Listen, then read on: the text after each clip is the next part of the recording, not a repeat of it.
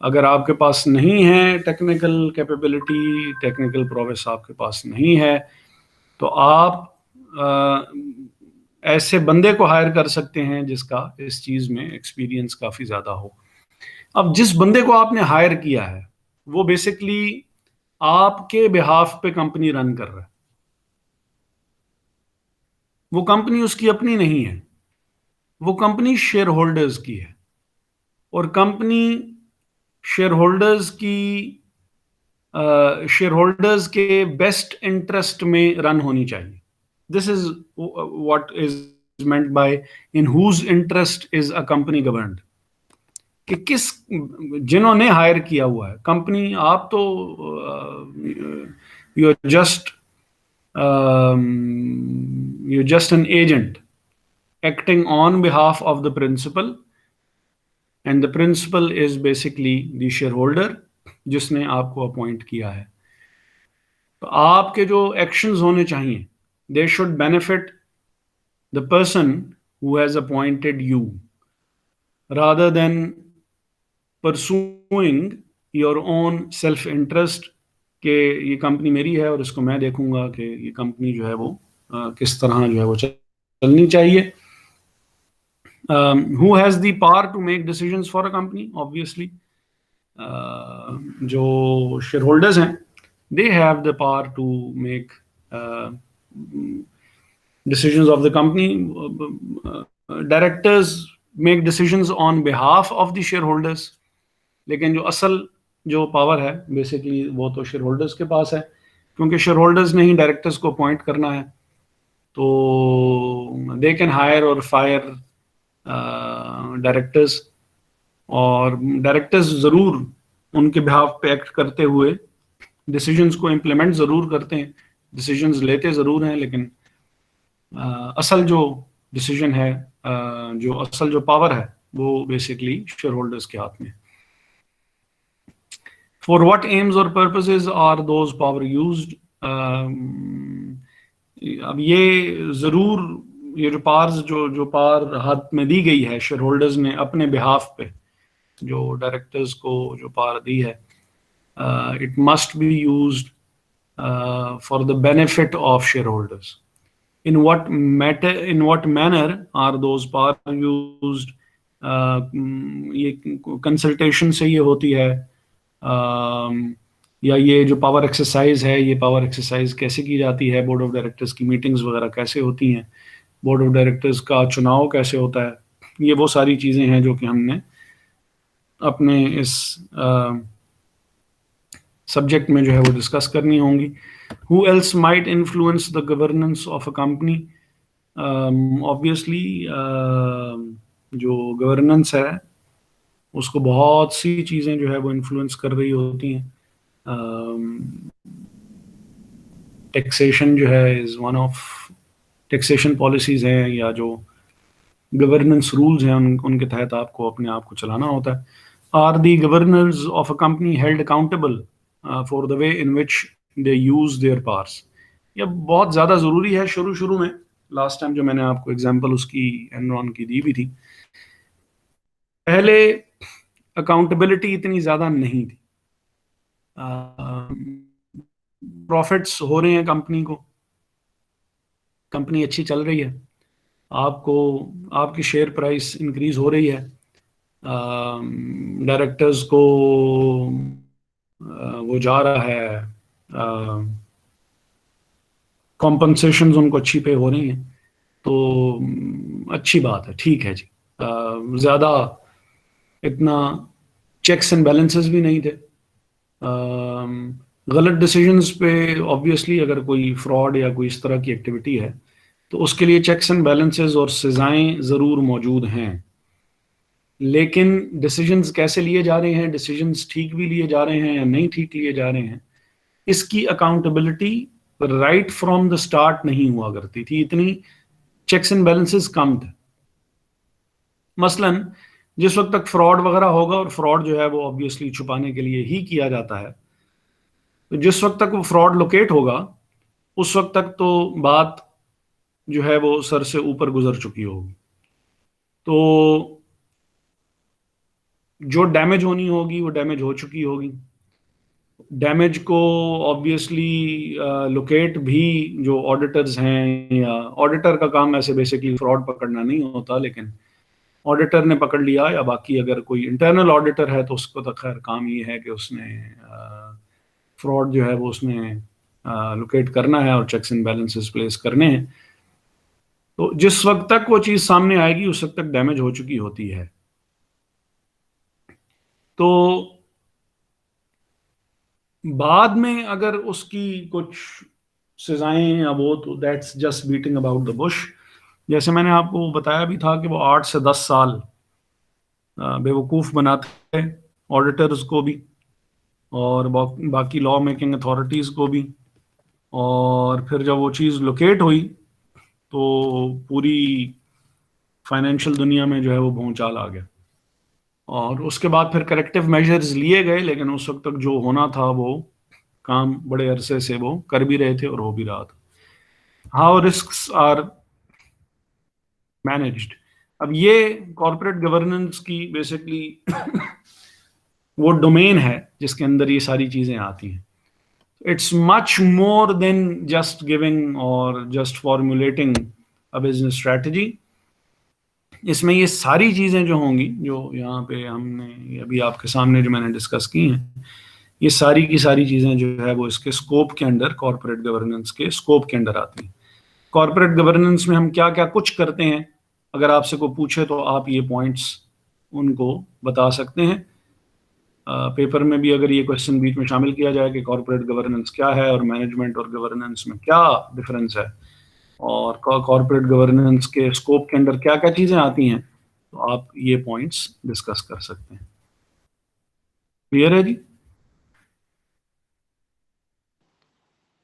Yes sir. Khawar साहब ने तो यस ही करना है। हम हंजला ताहिर साहब से पूछ लेते हैं कि कोई यस एक, सर, क्लियर है। हाँ, हंजला ताहिर साहब जो है वो कोई एक दो पॉइंट ही दोहरा दें दिल की खुशी के लिए।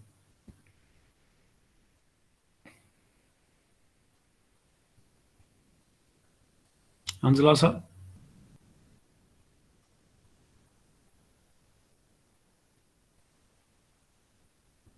हंजला हैं?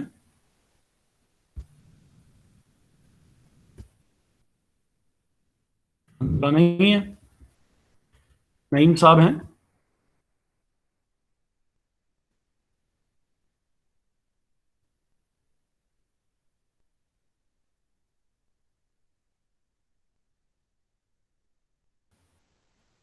नईम साहब भी नहीं है?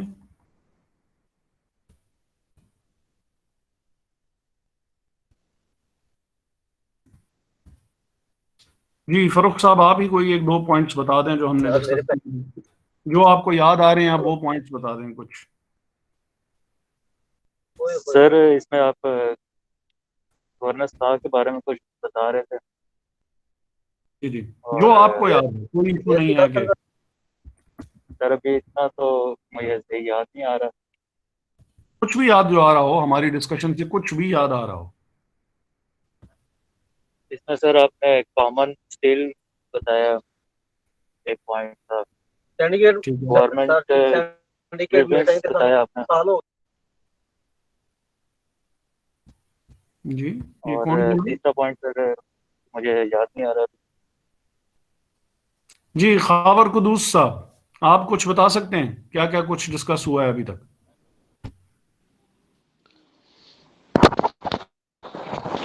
सर सबसे पहले तो कंपनी के बारे में बताया है कि कंपनी यानी जिसमें सेपरेट लीगल एग्जिस्टेंस है, और ठीक है। परपेचुअल सक्सेशन है, और कॉमन सील है। और ठीक है। उसके बाद फिर हमने कॉरपोरेट गवर्नेंस के बारे में बात की है कि ये कुछ ऐसे मैटर्स के साथ कंसर्न करती है जिसमें डिफरेंट चीज़ें आ जाती हैं। जिसमें सबसे पहले ये है कि कंपनी जो काम कर रही है वो किस इंटरेस्ट में कर रही है, और उसने हम्म, अपने रिस्क्स को कैसे मैनेज करना है, ये उसकी मेन डोमेन है। और इस कंपनी में जो लोग काम कर रहे हैं उनके पास, उसमें किस किस के पास पावर्स हैं डिसीजन मेकिंग के लिए, और उन पावर्स को उन्होंने इस्तेमाल किस तरीके से करना है। ठीक है। और ये जो बाद में हमने कुछ पॉइंट्स जो डिस्कस किए थे कि क्या क्या कुछ होना चाहिए और उसकी डोमेन में क्या क्या चीज़ आती है, वो कुछ याद आ रहा है कि नहीं आ रहा? सर उसका थोड़ा सा अभी नहीं है ध्यान में। अच्छा,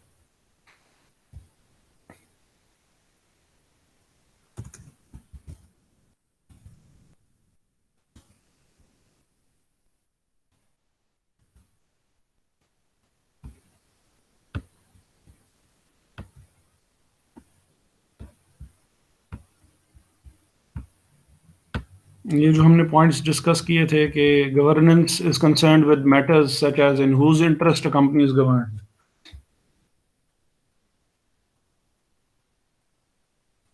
सर शेयर होल्डर्स। हाँ जी, बिल्कुल। तो ये वाली बातें जो हैं ये ज़रा थोड़ी सी डिस्कस जो है वो करनी होंगी, ठीक है। अगर पेपर में आ जाता है कि कॉरपोरेट गवर्नेंस क्या चीज़ है और कॉरपोरेट गवर्नेंस का स्कोप क्या है, तो scope of the corporate governance जो है उसमें ये चीज़ जो है वो आ जाएगी, ठीक है, कि कॉरपोरेट गवर्नेंस से क्या चीज़ जो है वो रिलेट करती है और उसके अंडर हम क्या किन किन चीज़ों के ऊपर जो है फोकस अपना रखते हैं, वो चीज़ें ये आ जाएंगी और इनको फिर आपको एक्सप्लेन करना पड़ेगा जैसे मैंने एक्सप्लेन किया है अभी, ठीक है। जी सर। सर ये जो सर जो आपके जो लेक्चर नोट्स है सर, ये हमें फिर मिल सकते हैं?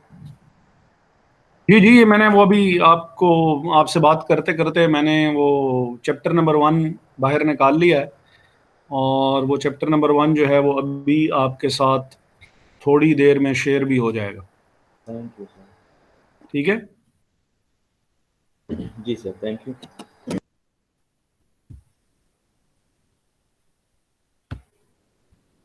ये लें जी, आपके साथ में शेयर भी कर रहा हूँ।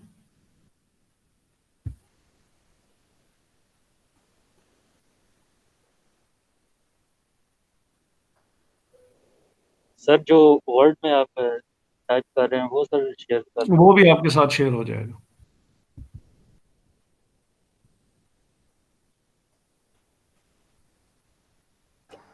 अच्छा, वो अभी शायद कुछ उसका इशू हुआ है। लेट मी सी कि ये फाइल कहाँ गई है।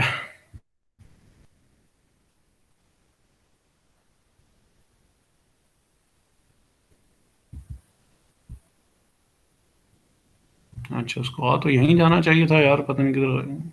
चैप्टर नंबर 1 ये, अच्छा, because the file is in use, तो अभी ये चलें, ये जैसे ही ये फाइल को मैं क्लोज करूंगा तो ये चैप्टर आ जाएगा, मैं आपके साथ इसी लेक्चर के एंड पे ये फाइल शेयर कर लूंगा, ठीक है। ठीक हो गया सर, वर्ड में भी सर शेयर कर।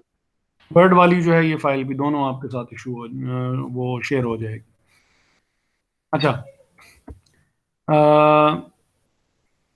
problem rise with corporate governance because of the separation of ownership of a company from control of the company. This is basic feature of the company law. A company is a legal person. In law, a company exists independently of its shareholders who own it. The constitution of the company usually delegates powers to manage a company to its board of directors. The board of directors in turn delegates many of these management powers and responsibility to executive managers. The directors acts as agent of the company. अब ये वो सारी वो बातें हैं जो कि अभी हमने थोड़ी देर पहले मैंने आपके साथ जो है वो कर ली हैं। बिल्कुल एग्जैक्टली सारी सेम वही बातें कर रही हैं कि कंपनी की एक लीगल आइडेंटिटी है सेपरेट, जो कि हमने बात की कि 3 जो कैरेक्टरिस्टिक्स हैं उसमें से पहली कैरेक्टरिस्टिक है ये। दूसरी बात ये कि डेलीगेट हम करते हैं जो जो पावर्स हैं to the board of directors. Board of directors को उन पावर्स को एक्सरसाइज करने के लिए अपॉइंट करते हैं और बोर्ड ऑफ डायरेक्टर्स फिर आगे जो है वो अपनी पावर्स जो है वो ट्रांसफर करते हैं एग्जेक्टिव मैनेजर्स को, जो कि उसको इम्प्लीमेंट करते हैं। और एग्जेक्टिव मैनेजर्स बेसिकली वो मैनेजमेंट है जिसका जिक्र जो है वो ऊपर किया गया है। फिर directors acts as agents of the company, same हमने बात थोड़ी देर पहले भी की। और however, it is widely accepted that companies should be governed in the interest of their owners, the shareholders. However, the interest of other groups, such as the company's employees, might also have a strong influence on the directors. Again, फिर वही बात जो अभी थोड़ी देर पहले हमने की कि जो डायरेक्टर्स हैं, डायरेक्टर्स बेसिकली उनको हमारे जो शेयर होल्डर्स हैं, शेयर होल्डर्स के बिहाफ पे एक्ट जो है वो उनके इंटरेस्ट में एक्ट करना चाहिए। हाँ, उस पर बहुत सी बाकी चीज़ें और भी इन्फ्लुएंस होती हैं। कंपनीज ही खाली नहीं है, एम्प्लॉयज़ के अलावा भी, जैसे मैंने गवर्नमेंट के उसकी एग्जांपल दी थी कि वो भी उसके के ऊपर जो है वो इम्पैक्ट डाल सकती है कि हाउ वुड दे एक्ट। लेकिन उसके अंदर फिर यानी काफ़ी चीज़ें हैं जो कि उनके ऊपर इन्फ्लुएंस डाल सकती हैं। अब इसमें जो separation of ownership and control creates problems for good corporate governance, because directors of a company might be able to run the company in a way that is not in the best interest of the shareholders. But the shareholder might not be able to prevent the directors from doing this because the directors have most of the powers to control what the company does. अब ये जो है ना dilemma basically वो principal की अभी मैं थोड़ी देर पहले बात कर रहा था कि वो जो इश्यूज क्रिएट होते हैं ना, ये उन इश्यूज में से एक इश्यू है।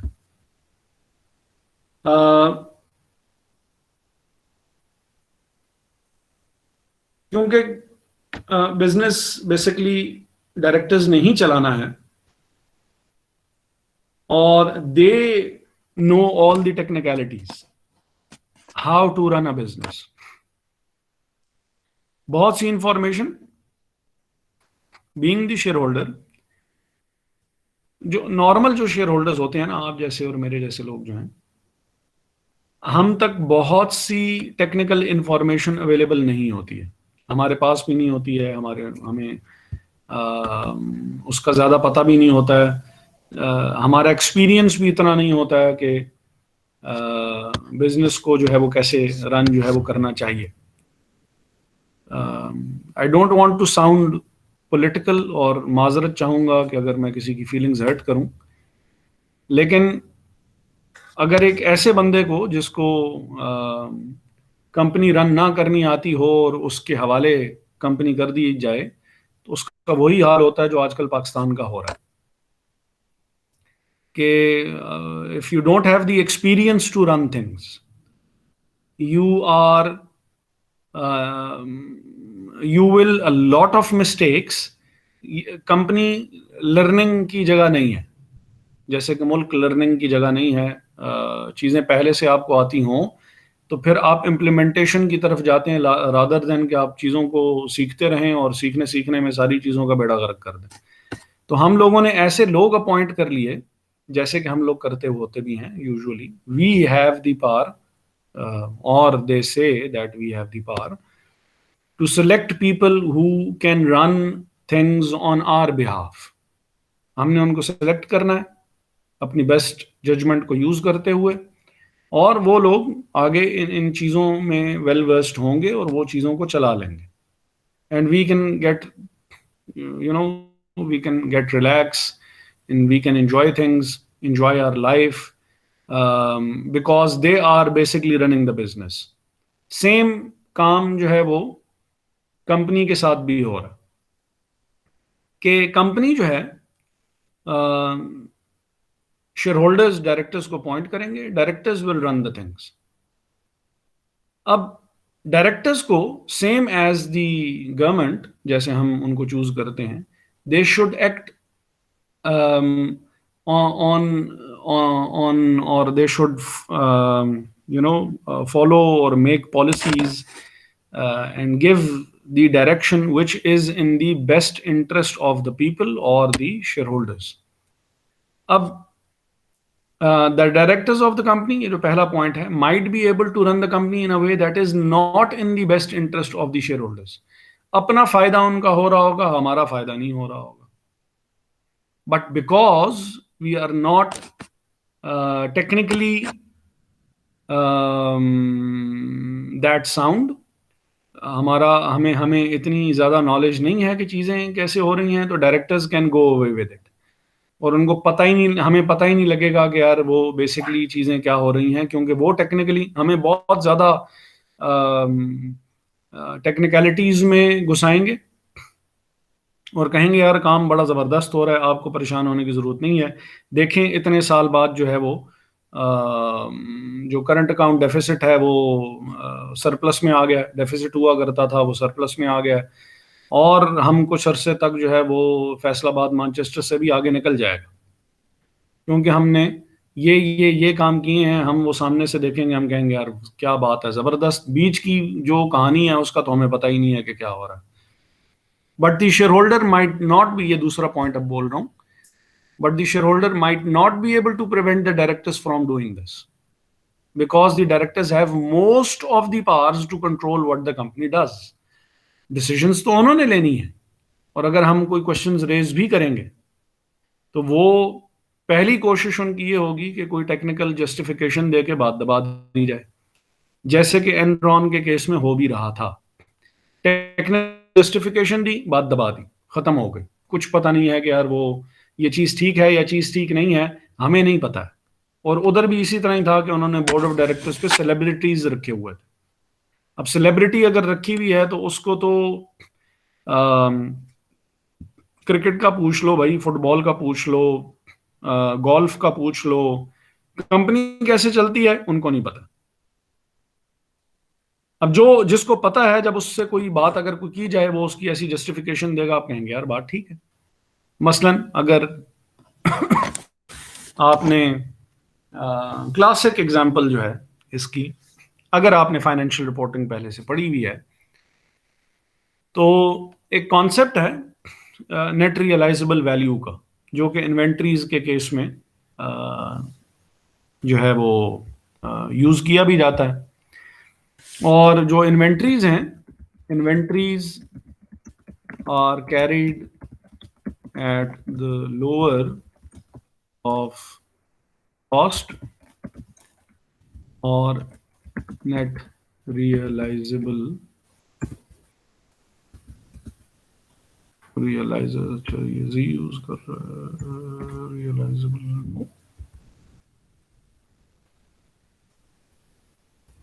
Realisable value.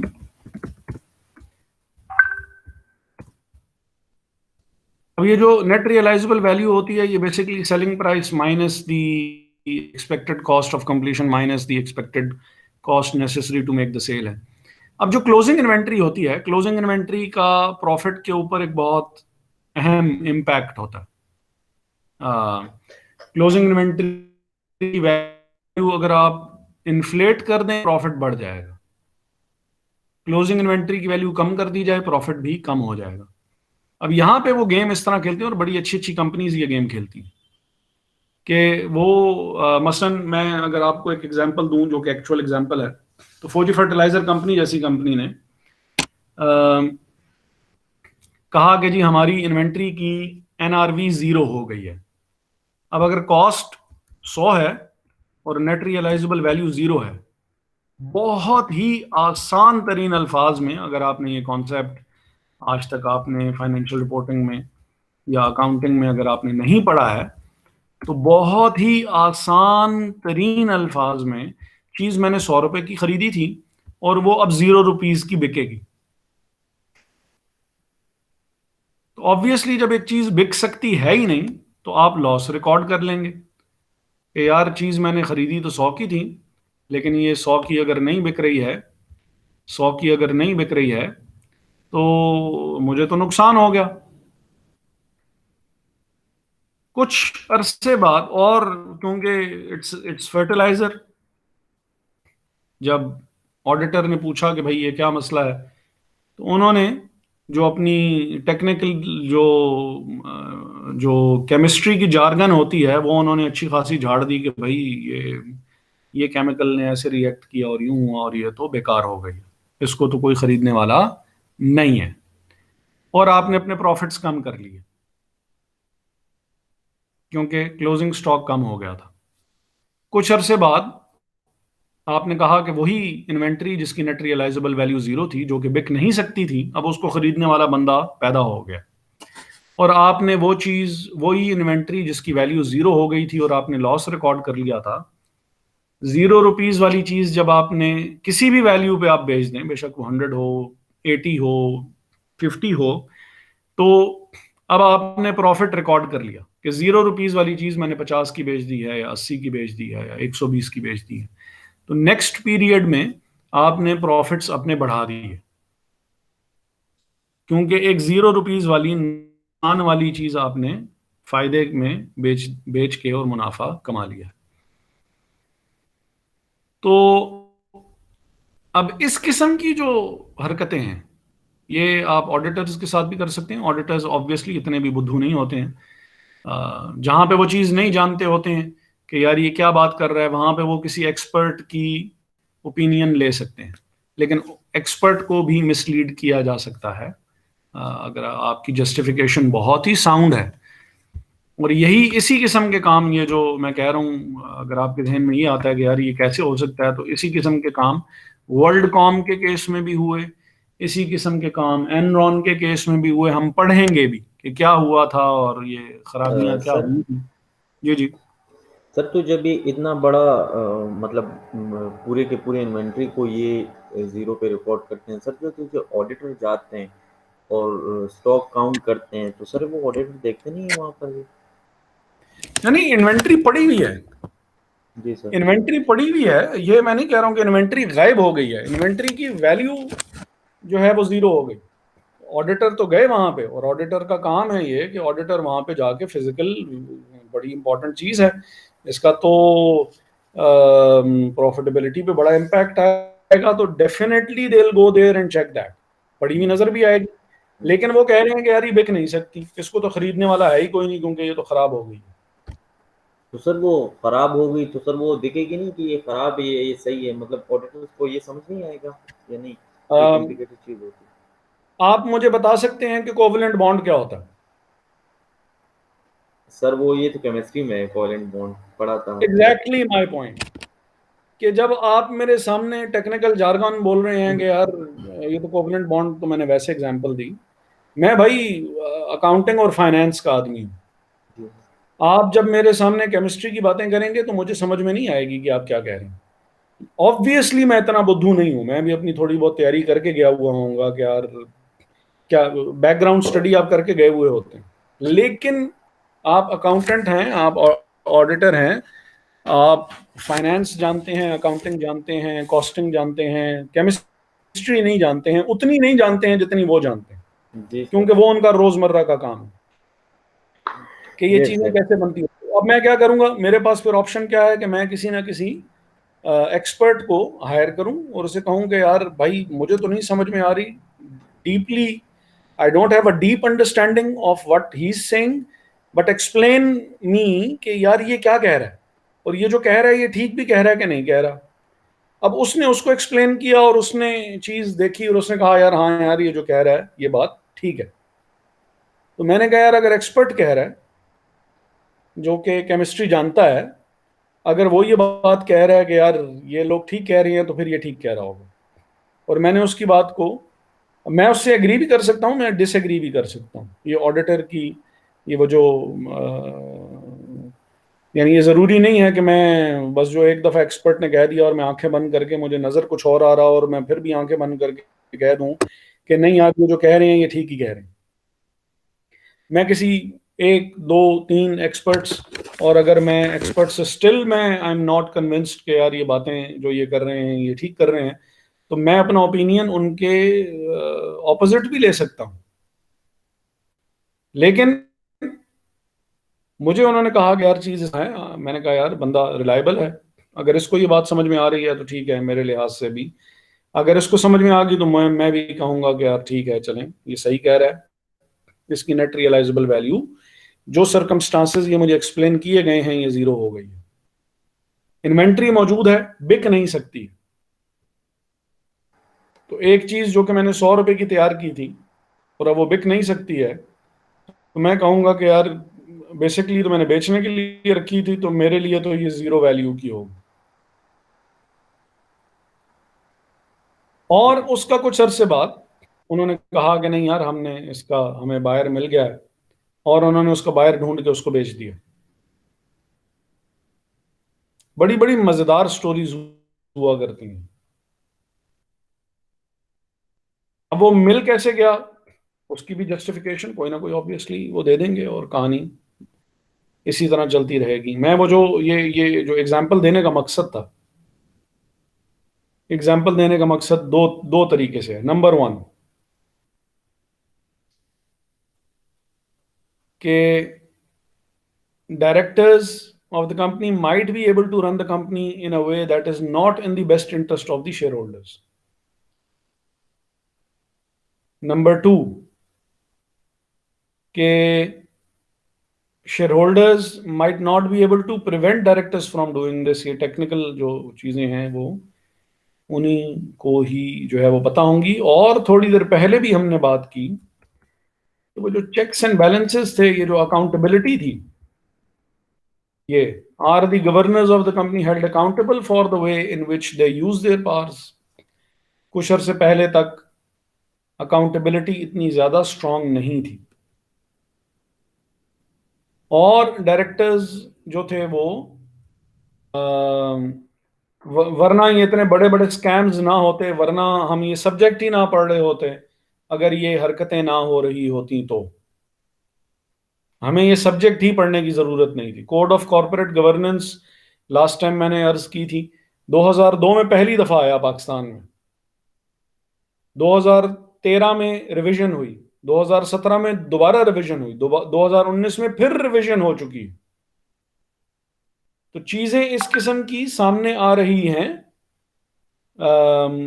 बहुत अच्छी और कॉम्प्रिहेंसिव किस्म की इंप्रूवमेंट्स के बावजूद चीजें कोई ना कोई नई बाहर निकल के आ जाती है, जिसकी वजह से आपको अपने रूल्स जो हैं वो फिर मजीद बेहतर जो है वो करने पड़ते हैं।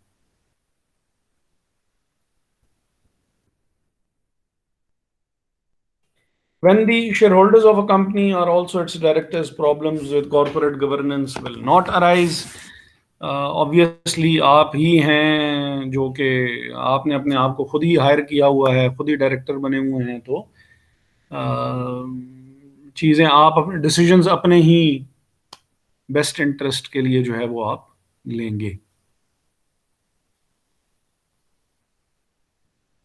When a company is controlled by a majority shareholder, problems with governance are unlikely, because the majority shareholder has the power to remove any director and so can control decisions by the board of directors.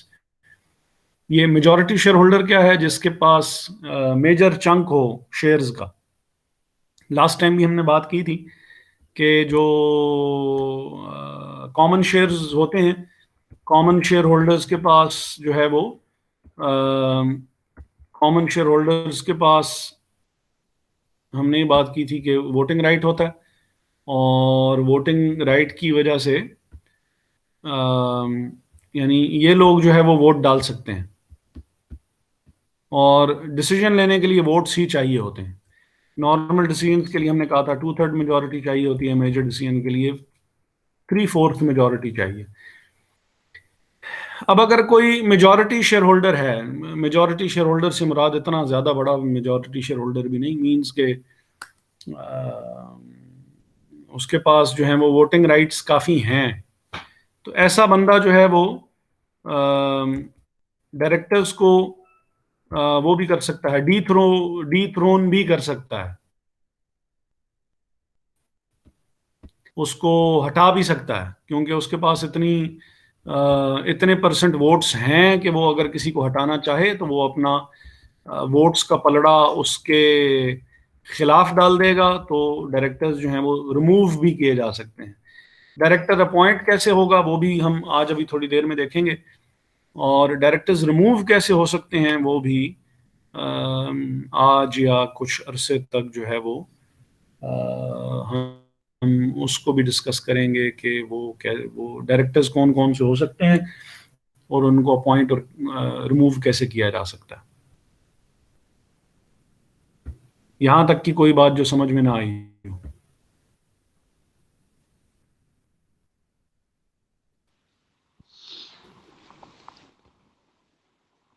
Okay sir.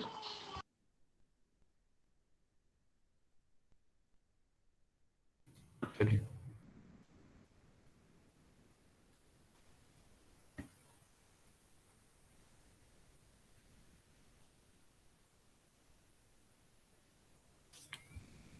अच्छा पहले तो हम यूं कर लेते हैं कि हम ये देख देते हैं कि डायरेक्टर कौन कौन जो है वो हो सकता है, और फिर उसके बाद फिर हम ये देखते हैं कि अ,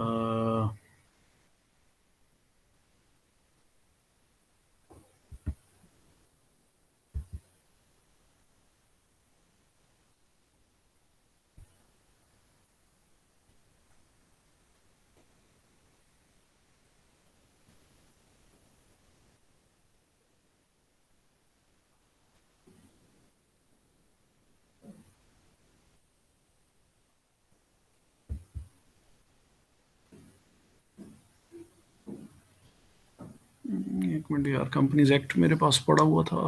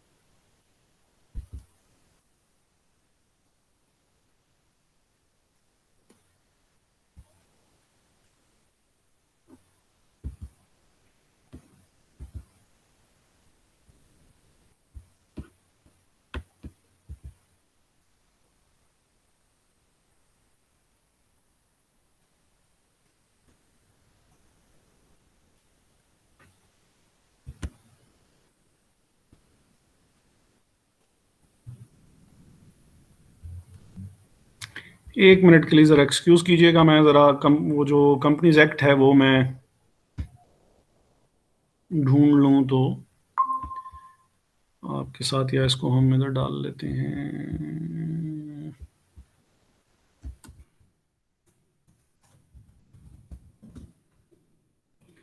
मर्जर्स और एक्विजिशंस वालों को मैंने भेजी हुई है।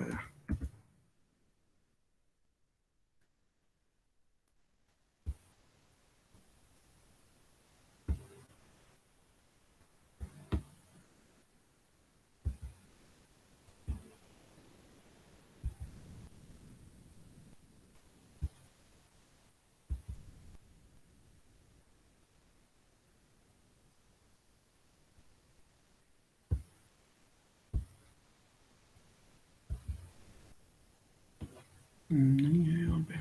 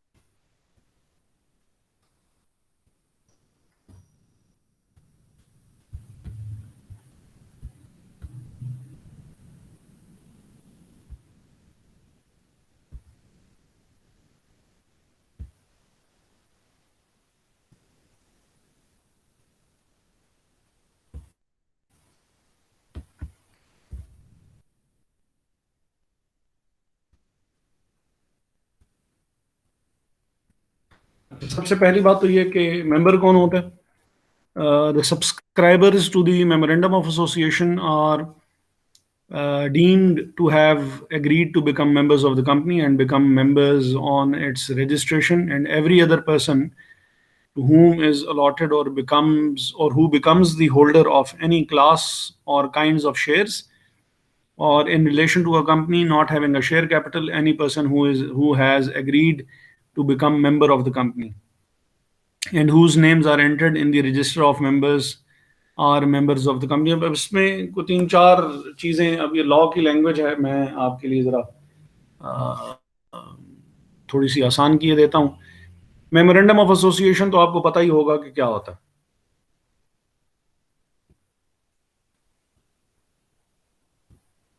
ये पता है जी क्या होता है? जी सर. हंजला ताहिर साहब बताएंगे.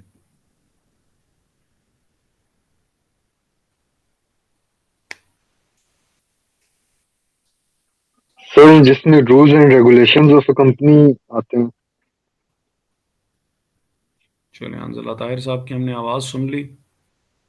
अदनान खालिद साहब, मेमोरेंडम ऑफ एसोसिएशन क्या होता है?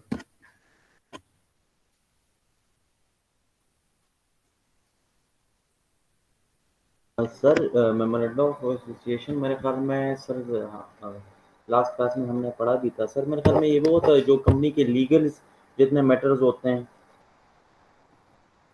लीगल डॉक्यूमेंट्स वगैरह दो प्रिपेयर. बेसिक डॉक्यूमेंट्स हैं. एक मेमोरेंडम ऑफ एसोसिएशन है और एक आर्टिकल्स ऑफ एसोसिएशन है. मेमोरेंडम ऑफ एसोसिएशन कंपनी की जर्नल इंफॉर्मेशन उसमें होती है. नाम क्या है कंपनी का, कंपनी का रजिस्टर्ड ऑफिस कहाँ पे है, कंपनी का ऑब्जेक्टिव क्या है, और लिमिटेड लायबिलिटी क्लॉज है उसके अंदर, और सब्सक्रिप्शन क्लॉज है उसके अंदर. जर्नल इंफॉर्मेशन जो होती है वो मेमोरेंडम ऑफ एसोसिएशन में होती है. जो डिटेल्ड टेक्निकल रूल्स जो हैं वो आर्टिकल्स ऑफ एसोसिएशन में होंगे. जिसकी आप बात कर रहे हैं वो जो रूल्स एंड रेगुलेशंस हैं, रूल्स एंड रेगुलेशंस जो हैं वो आर्टिकल्स ऑफ एसोसिएशन में होती हैं, वो मेमोरेंडम ऑफ एसोसिएशन में नहीं हो. ठीक है. तो मेमोरेंडम ऑफ एसोसिएशन जो है वो जर्नल इंट्रोडक्शन है कंपनी के बारे में. तो उसको जिसने सब्सक्राइब किया हुआ है, जिसने उसको साइन किया हुआ है, वो कंपनी का मेंबर कहलाएगा. तो जिसने उसको साइन किया हुआ है, या जिसने जिसने कोई शेयर्स खरीदे हुए हैं, ये पार्ट 1 में वो कह रहा है, टू whom is allotted और who becomes the holder of any class or kind of shares. तो जिसने कोई शेयर्स लिए हुए हैं वो भी डायरेक्टर हो सकता, मेंबर हो सकता है. हम याद रहे मेंबर की बात कर रहे हैं अभी. और अगर कंपनी ऐसी है जिसका कोई शेयर कैपिटल नहीं है, तो एंड बाय द वे, ऐसी कंपनी कौन सी हो सकती है? कंपनीज कितनी तरह की हो सकती हैं?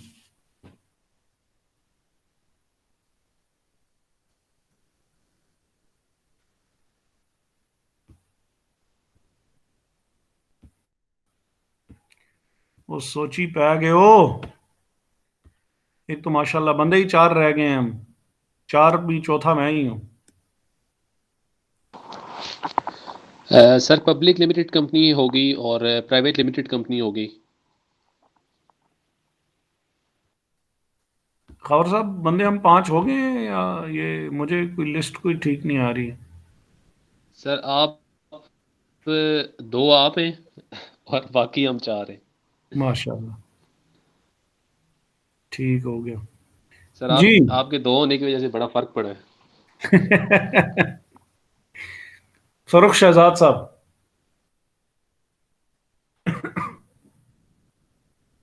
जी सर. कंपनी किस किस तरह की हो सकती है? सर 2 किस्म की कंपनीज हो सकती हैं, एक प्राइवेट और एक पब्लिक लिमिटेड. यार, कंपनी लॉ टाइप का कोई सब्जेक्ट नहीं पढ़ा हुआ आप लोगों ने? जी सर, थोड़ा सा.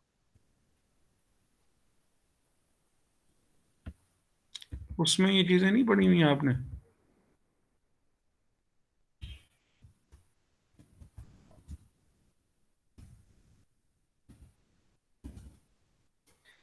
कंपनीज जो है वो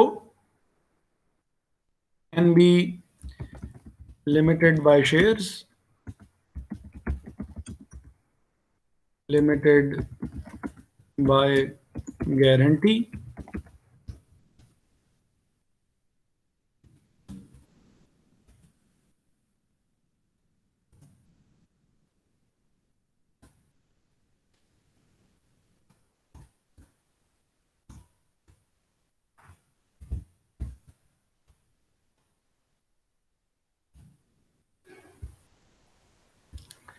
limited by shares, limited by guarantee और अनलिमिटेड कंपनी।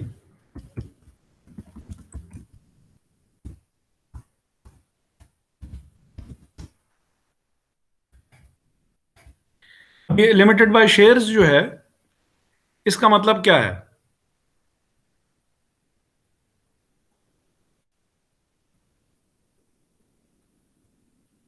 बता सकते सर हैं? जिनके कुछ लिमिटेड शेयर्स वगैरह होते हैं।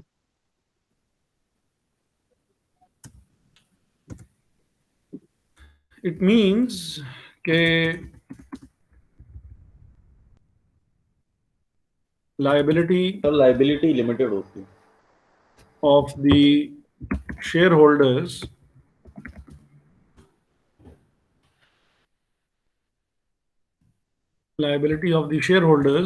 is limited up to the amount invested by them in shares of the company. ठीक है? जितने पैसे उन्होंने शेयर्स में इन्वेस्ट किए हुए हैं सिर्फ उतने ही लायबल हैं, उससे ज़्यादा उनसे पैसे मांगे नहीं जा सकते हैं। और इसकी दो टाइप्स जो हैं वो आपने आज से पहले जो है वो पढ़ी हुई होंगी। एक जो है वो प्राइवेट लिमिटेड कंपनी है और एक पब्लिक लिमिटेड कंपनी है।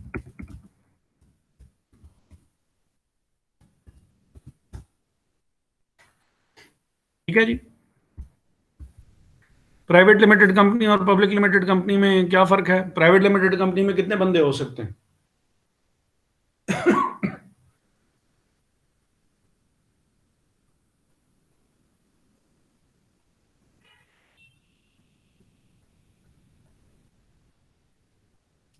खामोश हो गए हैं।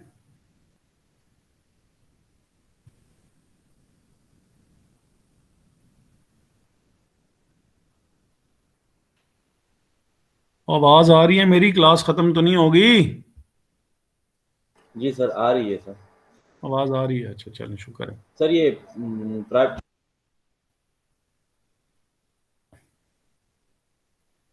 प्राइवेट लिमिटेड कंपनी वो होती है जो कि मतलब प्राइवेटली सही है, सही है। जिसका ओनर जो हो वो प्राइवेट बंदा हो, मतलब not govern by the government और पब्लिक। ठीक है, ऐसी कंपनी, थोड़ा सा हम इसको मॉडिफाई कर लेते हैं।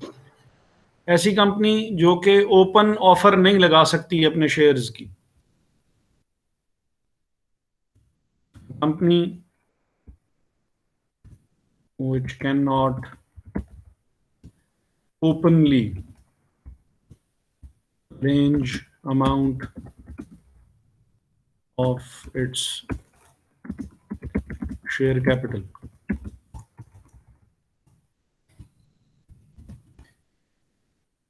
ऐसी कंपनी को हम प्राइवेट लिमिटेड कंपनी कहेंगे और इसमें मेंबर की तादाद कम से कम एक होती है और उसको सिंगल मेंबर कंपनी कहते हैं।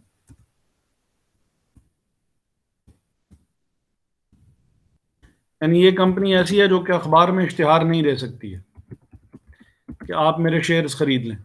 अगर इसको शेयर्स बेचने हों तो ये प्राइवेट प्लेसमेंट की तरफ जाएगी, बंदे ढूंढेगी, खुद से इश्तिहारबाजी नहीं कर सकती है। जबकि जो पब्लिक लिमिटेड कंपनी है, public limited company can openly advertise and openly advertise to sell its shares and give an open offer to everyone. ठीक है जी। इसमें गवर्नमेंट का होना ना होने से कोई फर्क नहीं पड़ता। जो कंपनी पब्लिक को ऑफर लगा सकती हो, ओपन ऑफर लगा सकती हो, उसको हम पब्लिक कंपनी कहेंगे। जो ओपन ऑफर नहीं लगा सकती उसको हम प्राइवेट कंपनी कहेंगे। ठीक है। जी सर। लिमिटेड बाय गारंटी, अब ये लिमिटेड बाय शेयर्स था कि जितनी अमाउंट आपने शेयर्स में इन्वेस्ट की हुई है आप सिर्फ उतनी अमाउंट के ही लायबल हैं, इससे ज्यादा आपसे पैसे मांगे नहीं जा सकते हैं। सेकंड जो है वो लिमिटेड बाय गारंटी है। लिमिटेड बाय गारंटी में जो पहले तो ये देख लें कि लिमिटेड बाय गारंटी क्या होती है।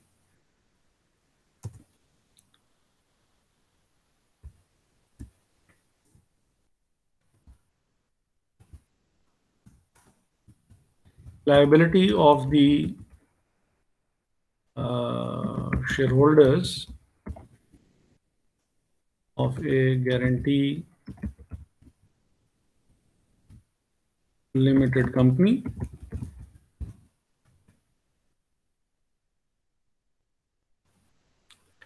is limited up to the amount of guarantee given by the shareholder at the time of subscription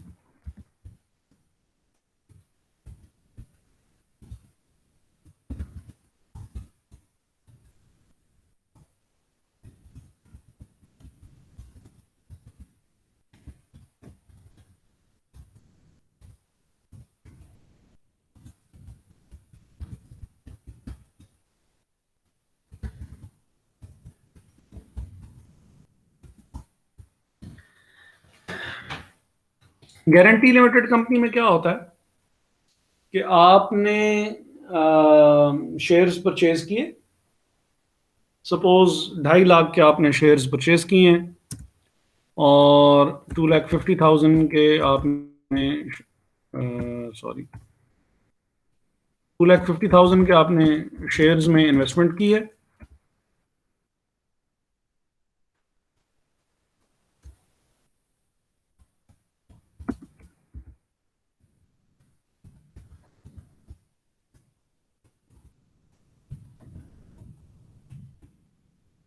और आपने गारंटी दी कि इन 2.5 लाख के अलावा भी, and a guarantee that I would contribute towards assets of the company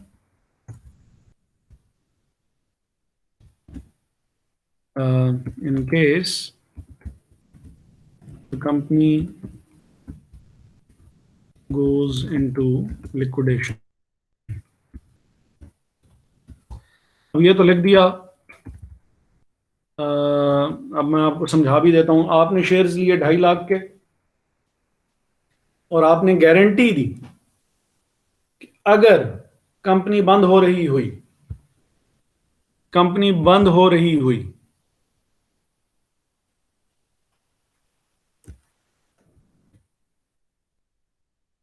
तो मैं, and a guarantee that I would contribute 7 million towards assets of the company in case the company goes into liquidation. इन 2.5 लाख के अलावा जो कि मैंने shares में invest किए हुए हैं, इसके अलावा 70 लाख रुपए और दूंगा अगर कंपनी बंद हो रही हुई और कंपनी को पैसों की जरूरत हुई, तो फिर मैं 70 लाख रुपए और भी गारंटी देता हूं कि मैं बिजनेस में इन्वेस्ट करूंगा। याद रहे, इसीलिए मैंने हाईलाइट किया है इसको कि ये शर्त मखसूस है लिक्विडेशन के साथ। जी जी सर अगर 70 लाख वो लॉस कवर ना कर रहे हो तो मतलब वो हाँ, उस पे और लायबल नहीं होगा?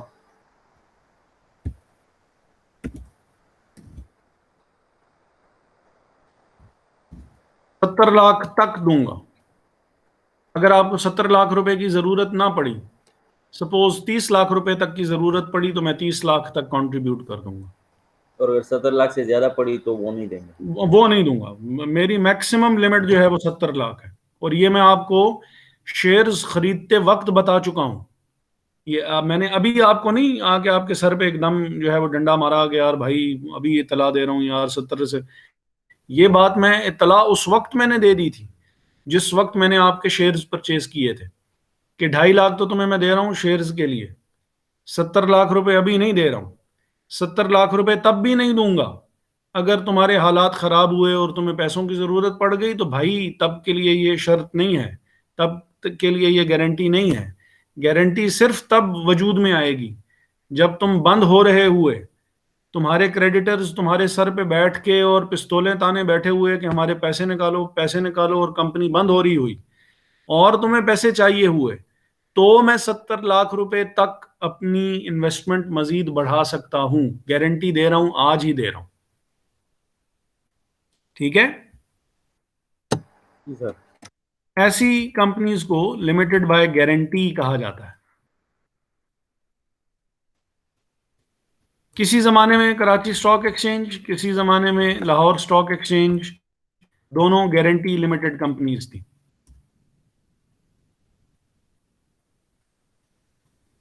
इसकी दो टाइप्स हो सकती हैं। जैसे लिमिटेड बाय शेयर्स वाली कंपनी की दो टाइप्स हमने देखी। लिमिटेड बाय शेयर्स वाली कंपनी की दो टाइप्स, एक तो पब्लिक हो गई, एक प्राइवेट हो गई। इसी तरह लिमिटेड बाय गारंटी वाली कंपनी की भी दो टाइप्स होती हैं। Limited by guarantee having a share capital,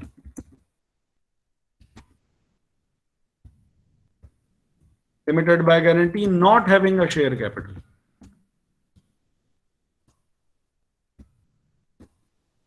इस चीज का जिक्र जो है, ये सारी कहानी जो मैंने आपको इतनी जो मैंने एक्सप्लेन की, ये इस पॉइंट के पीछे एक्सप्लेन की है कि in relation to a company not having a share capital, any person who has agreed to become the member of the company वो मेंबर होगा।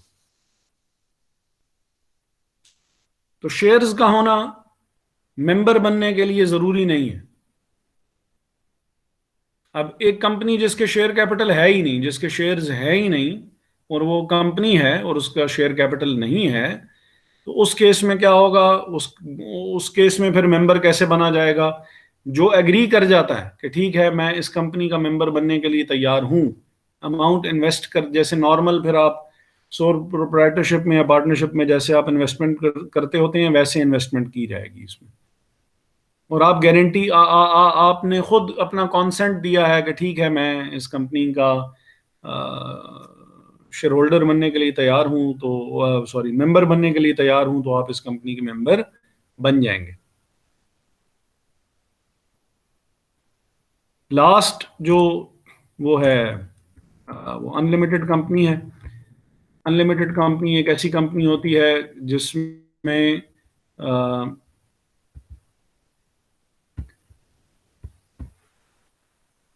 a company in which the liability of shareholders is unlimited. लोग आपकी personal जायदाद के पीछे भी आ सकते हैं अगर उनके पैसे पूरे ना हुए तो। ऐसी कंपनी को अनलिमिटेड कंपनी कहा जाता है। तो कंपनीज की तीन टाइप्स हैं: limited by shares, limited by guarantee and unlimited company. ठीक है। वो जो सर अनलिमिटेड सर जी जी। अनलिमिटेड कंपनी में बैंक्स वगैरह आते हैं ज्यादा? नहीं नहीं, बैंक्स भी जो हैं वो आपकी पब्लिक लिमिटेड कंपनीज हैं। क्योंकि सर अगर लोन वगैरह बंदा ना पे कर सके तब तो वो जो है जायदाद वगैरह पे जाते हैं। नहीं नहीं, वो तो आपकी, आप अगर लोन पे ना कर सके तो आपकी जायदाद की तरफ हो जाएंगे ना। और वो भी जायदाद की तरफ क्यों जाएंगे? क्योंकि वो बगैर सिक्योरिटी रखे आपको उधार देते ही नहीं है। बात समझ में आ रही ठीक है? है सर। यस बैंक सर से तो समझ आप गया। नहीं पैसे मांग रहे हैं ना। बैंक आपसे पैसे मांग रहा है क्योंकि आपने उधार लिया हुआ था और आपने खुद उनके हाथ में जमीन जायदाद के कागजात रखवाए थे, तो उन्होंने आपको लोन इशू किया था। तो अब अगर आप लोन पे नहीं कर रहे हैं तो वो आपकी जमीन जायदाद की तरफ जा सकते हैं, क्योंकि आपने खुद उनको गारंटी के तौर पे, सिक्योरिटी के तौर पे वो चीजें रखवाई हुई हैं। ठीक हो गया। ठीक है जी। बैंक बजाते खुद जो हैं वो पब्लिक लिमिटेड कंपनीज हैं, और पब्लिक लिमिटेड कंपनी ही जो है वो, अगर स्टॉक एक्सचेंज की लिस्ट में उसका नाम हो तो वो लिस्टेड कंपनी भी हो सकती है। ऐसी कंपनी जो कि पब्लिक लिमिटेड है और पब्लिक लिमिटेड कंपनी है और स्टॉक एक्सचेंज की लिस्ट में उसका नाम है, तो ऐसी पब्लिक लिमिटेड कंपनी जो है वो लिस्टेड कंपनी भी कहलाती है। और बैंक्स में से आपको मेजॉरिटी जो बैंक्स हैं, बल्कि कोई भी ऐसा बैंक नहीं होगा जो कि उसमें लिस्ट में शामिल ना हो। नहीं, कोई भी नहीं। खैर, बहरहाल majority of the banks are public listed companies. Meezan हो गया, एमसीबी हो गया, एबीएल हो गया, यूबीएल हो गया, एचबीएल हो गया, ये सारे देख लीजिएगा तो इनका नाम आपको स्टॉक एक्सचेंज की लिस्ट में नजर आ जाएगा। ठीक है जी। एक तो ये वाजे होना जरूरी है कि, जी सर।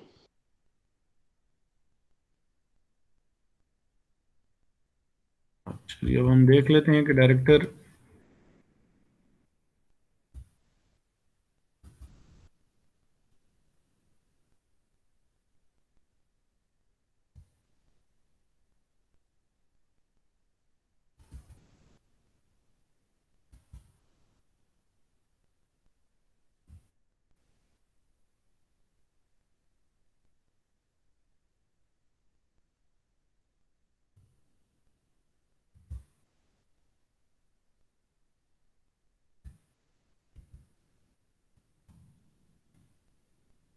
अच्छा जी,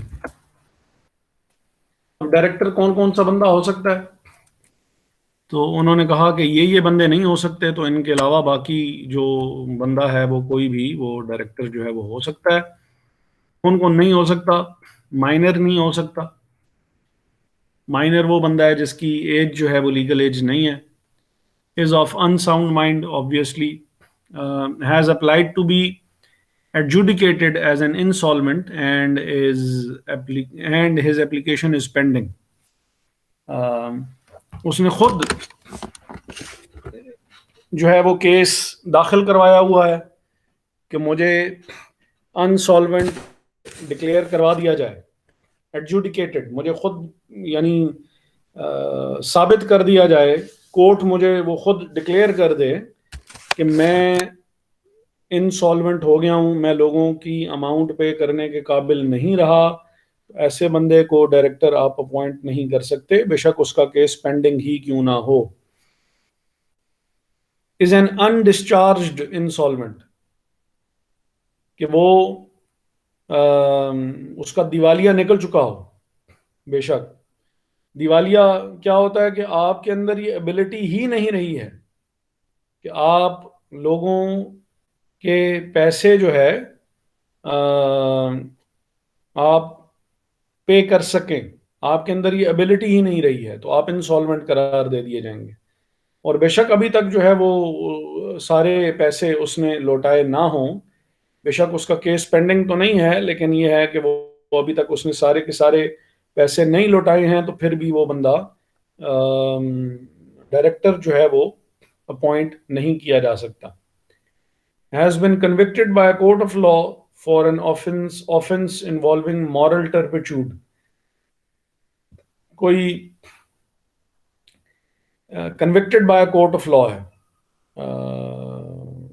आप मुजरिम करार दे दिए गए हैं, कन्विक्टेड हो गए हैं किसी मॉरल टर्पिट्यूड, कोई आपने गैर अखलाकी किस्म की कोई सरगर्मियां आपकी थी और उस पे कोर्ट ऑफ लॉ ने आपको कन्विक्ट करार दिया हुआ है, तो आप डायरेक्टर नहीं बन सकते हैं किसी कंपनी के। Has been debarred from holding such office under any provision of this act। रोका गया है डायरेक्टर बनने से किसी और प्रोविजन तहत भी अगर उसको रोक दिया जाए तो वो बंदा जो है वो डायरेक्टर नहीं बन सकता। और कौन बंदा नहीं बन सकता? is lacking fiduciary behavior and a declaration to this effect has been made by the court under 212। वो ये सेक्शन है, सेक्शन 212 जो है वो आगे जाके आएगा। At any time during preceding 5 years। ऐसा बंदा जो कि कंपनी के शेयर होल्डर्स के बेस्ट इंटरेस्ट में काम नहीं कर रहा था और वो इस चीज के अंदर इन्वॉल्व था और उसको वो कर दिया गया है during any time during the past 5 years, वो इस बात से कि भाई ये शेयर होल्डर्स के बेस्ट इंटरेस्ट में काम नहीं करता बल्कि ये अपने इंटरेस्ट पे काम करता है, और वो इस चीज के ऊपर उसके ऊपर ये चीज साबित हुई भी थी, तो वो बंदा भी डायरेक्टर जो है वो अपॉइंट नहीं हो सकता।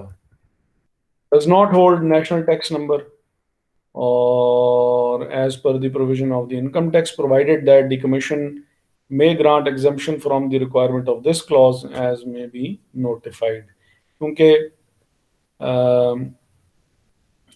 यानी ये बाज वो हैं यानी कि ये वाली जो कंडीशन होगी, ये कंडीशन ज़रा थोड़ी सी जो है वो रिलैक्स की जा सकती है।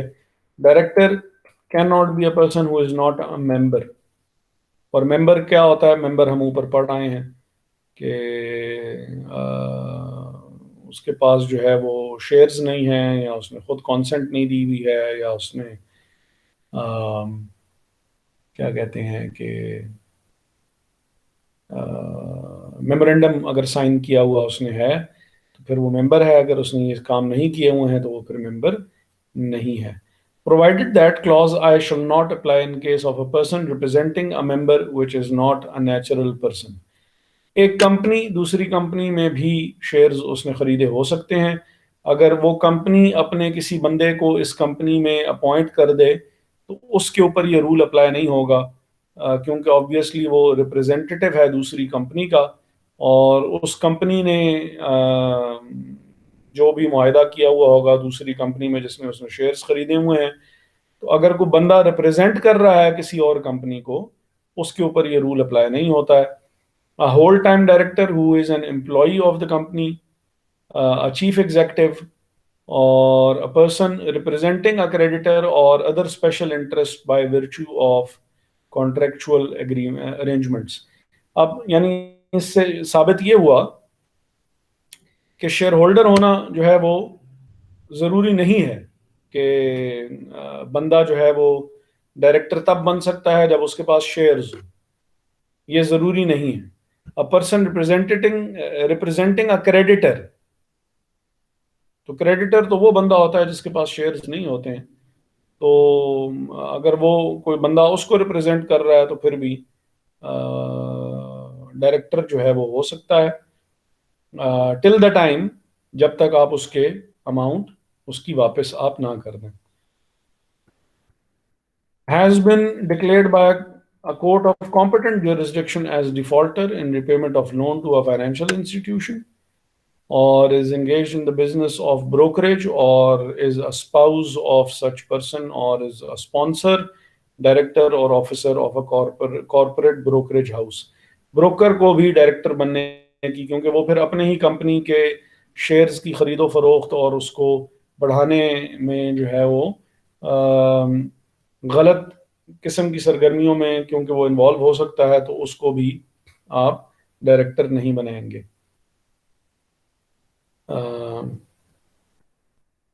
मिनिमम नंबर ऑफ डायरेक्टर्स कौन कौन से हो सकते हैं? A single member company shall have at least one director. Obviously एक ही बंदा है तो वही डायरेक्टर हो सकता है, कम से कम उसको तो होना ही चाहिए। उसके अलावा अगर वो और भी बंदे रखना चाहे, जैसे कि हमने ऊपर देखा कि लिस्ट में और भी लोग डायरेक्टर हो सकते हैं, तो वो अपॉइंट कर सकता है। Every other private company shall have not less then 2 directors. और अब एवरी अदर प्राइवेट कंपनी, इसका मतलब है कि सिंगल मेंबर कंपनी भी प्राइवेट कंपनी ही हुआ करती है और उसमें मेंबर्स की तादाद एक होती है। तो जो प्राइवेट लिमिटेड कंपनी में मिनिमम एक मेंबर हो सकता है, और जो पब्लिक लिमिटेड कंपनी है other than the listed company shall have not less than 3 directors, और a listed company shall have not less than 7 directors. Public limited company में 3 है कम से कम। लिस्टेड कंपनी जो कि पब्लिक लिमिटेड कंपनी ही हुआ करती है, उसमें कम से कम तादाद इनकी 7 है। Only a natural person shall be a director. ऐसा बंदा जो कि कंपनी आगे चला भी सकता हो, ठीक है, वही हो सकता है, इसके अलावा और कोई भी नहीं हो सकता। क्लास में मौजूद है? Yes yes sir. सर। जी जी सर। अच्छा जी, 5 मिनट्स की जरा ब्रेक कर लें। सर आज के लिए काफी नहीं है lecture? Sir I think and कर लेते हैं आज, क्योंकि सर इजाज की भी क्लास होनी है। हाँ हाँ, अच्छा, यस यार, सॉरी, मुझे तो याद ही नहीं रहा। इजाज साहब ने इसी क्लास में आना था या वो अपनी क्लास में आपसे बात करेंगे जो भी बात उन्होंने करनी है? सर अभी उन्होंने कहा था कि क्लास के एंड में आऊँगा, आपकी क्लास के एंड में। अब पता नहीं वो अपनी क्लास लेंगे या क्या सीन है, वो खुद ही बात करेंगे। आपने लिंक शेयर किया हुआ है उनके साथ? जी सर मैंने कर दिया था। चलें ठीक है, तो हम फिर क्या करें, रैप अप करें? सर कर लेते हैं फिर, अगर उन्होंने कोई बात करनी हुई तो अपनी क्लास में कर लेंगे। अच्छा, उन्होंने अपनी क्लास लेनी है ना अभी वैसे? जी जी लेनी है सर। चलें ठीक है।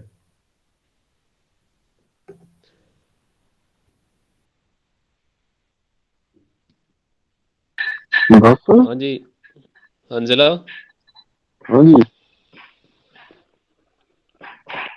कोई सवाल पूछना है तो बताओ। किस बारे में? ਉਹ ਭਾਈ ਕਲਾਸ ਮੁਕਾਓ ਕਿ ਤੁਸੀਂ ਨੇ और 1.5 भाई घंटे कम ਦੀ खाता ਕਲਾਸ ਰੱਖ ਲਈ। भट्ट साहब क्या बोला आपने? मैंने कहा ये कब खत्म होगा खबर भाई, ड्रामा ये चल रहा है हमारे साथ। बस अभी चट्टा साहब ने बोला है, मैं भी सर इजाज से बात करता हूँ कि बच्चे कह रहे हैं कि वीकेंड पे क्लासेस रखें। हाँ जी मेहरबानी करके सर। और वही कभी रात 10 बजे क्लास हो रही है, कभी 6 बजे क्लास हो रही है, क्या मतलब ये क्या है? मजाक वैसे है। यार खबर नहीं है। यार खबर वीकेंड पे होनी चाहिए क्लास, ठीक है, जिस तरह पिछली बार होती रही है ना पिछले सेमेस्टर में स्कूल से, उस तरह वीकेंड पे होनी चाहिए मैं भी क्लास। पता है हाईवे पे खड़ा हूँ, नजारा करूँ। करा। मैं खुद अभी ड्राइविंग कर रहा था।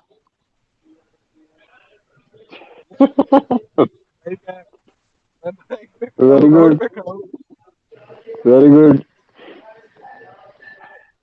ये मोटिवेशन होनी चाहिए क्लास लेने के लिए। यार मैं तो भाई उसी टाइम ऑफिस से मैं निकला था खुद जिस बड़ा टाइम इनसे पहला सवाल किया। तंग हूँ, मैं खुद तंग हूँ, और यकीन करो मैंने और हसीब ने बड़ा इनको चेज किया है, बहुत तंग भी किया है इनको। तो मतलब अभी ये अल्लाह का शुक्र है कि इन्होंने थोड़ा सा हमारे वो उसका रिगार्ड ये किया है कि क्लास लेना शुरू हो गए। सुपर। तो सर जी चेंज आपने क्या किया? अच्छी भली वीकेंड पे होती थी 2 दिन क्लास, कौन से लेकर 1-2 बजे तक।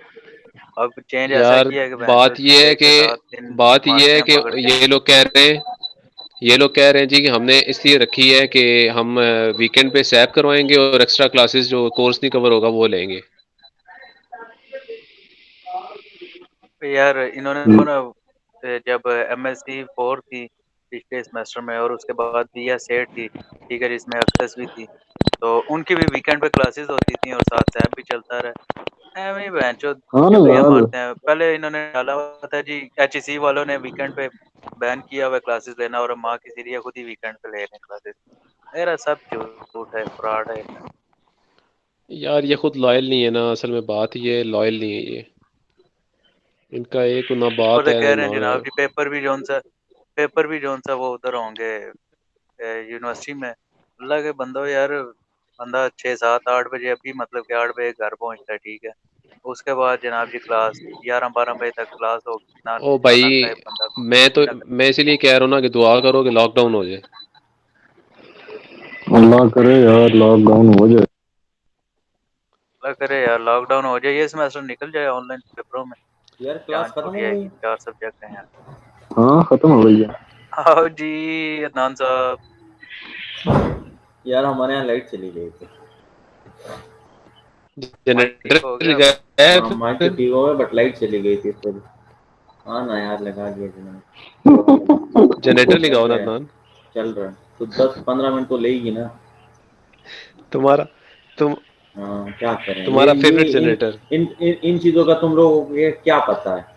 ये पाकिस्तान में जो रिसोर्सेज की जंग है ना, रिसोर्सेज की डिस्ट्रीब्यूशन ठीक तरीके से नहीं हो रही है, जिसके लिए लोग लड़ते हैं मरते हैं इस वजह से कि बिजली बनती है यहाँ पर और मजे तुम लोग कर हाँ रहे हो वहाँ पर। हाँ, हम लोग और मैनचेस्टर हमारा में बैठे हुए हैं। उस हमारा ये हाल है। मैनचेस्टर नहीं यार, मैनचेस्टर में मैं उधर बैठा हुआ हूँ। जब से कोरोना स्टार्ट हुआ था तो अटलांटा चला गया था। भाई ये हकीकत है। अंजला जो है वो मेरे हंसो ख्याल तुम से लोग इराक हंसो। बैठा हुआ है। एक ग, तला ने एक अभी वो गंदुम है एक वो गंदुम टर्की है। गंदुम बनती है वहां पर। ठीक है, मतलब गंदुम होती है वहां पर, तो वहां रोटी सस्ती है, हमारे यहाँ महंगी है। तो इसमें अच्छा अच्छा समझ आता है इन लोगों को कि पहले अपनी नीड पूरी करो, फिर जो बच जाए वो दे दो दूसरों को महंगी एग्जैक्टली, करा के। ठीक है। और बिल्कुल आपने बिल्कुल फिट मिसाल आपने दी है। ये सारे जहाज नहीं, पे लगती है जहाज। और ये हमारे साथ क्या होता है, बिजली हम बनाते हैं। अच्छा जितनी मतलब 100 में से 40% नीड है हमारे सूबे की। नहीं भाई हमें नहीं बिल्कुल देंगे यार, पूरी, पहले जाएगा वहां, वहां से फिर बेच देख के लो, हम वो तो लेंगे उनसे। बिजली बिजली ये गैस जुल्म नहीं पानी है। रोटी कपड़ा मकान तो अलहदा हो गया ना। आप वो देख, सारे हाँ। जहाज भी इसी तरह ही अच्छा कर रहे हैं, आप लोगों के साथ भी और हमारे साथ अच्छा भी। मैं आपको बताऊं दूसरी बात। बलूचिस्तान वाले बेचारे गैस कितना सुई से गैस आता है, ठीक है, सुई के कितने गांवों में गैस है ही नहीं। मजे कर रहे हैं इस्लामाबाद में लोग उस गैस के, और या लाहौर में मजे कर रहे हैं। तो ये बंदे को अच्छा होता यार, नहीं है, मैं हमारे सारे यहाँ होता जहाज है। हमारे यहाँ 12 घंटे आप लकड़ लोड लगाते हो शेडिंग फिर होती है। हैं अदनान भाई? लकड़ पे क्या रोटियां करें शोटियां यार, कहाँ जाना लक्कड़ पड़ता लगाते हैं, पता नहीं क्या क्या लगाते हैं, ऐसे ही है। अच्छा यार, मैं सारे जहाज को बताता हूँ कि हम लोग फ्री हो गए, तो फिर उनका लिंक मैं शेयर करता हूँ, उनकी भी जल्दी से ले लेते हैं क्लास। ठीक है यार। यार अब उनकी नहीं क्लास तो है। वो फिर 10 बजे शुरू करेगा और 11:30 बजे खत्म करेगा। सही नहीं है। अब उनकी क्लास है। हाँ जी। हाँ अभी ऑनलाइन है ना, पागल। मैं लिंक शेयर करता हूँ उनसे पूछ के। चलो तो पूछ लो, सही है, ठीक है, मैं तब तक थोड़ी नमाज तो बीच में पढ़ लूँ। है।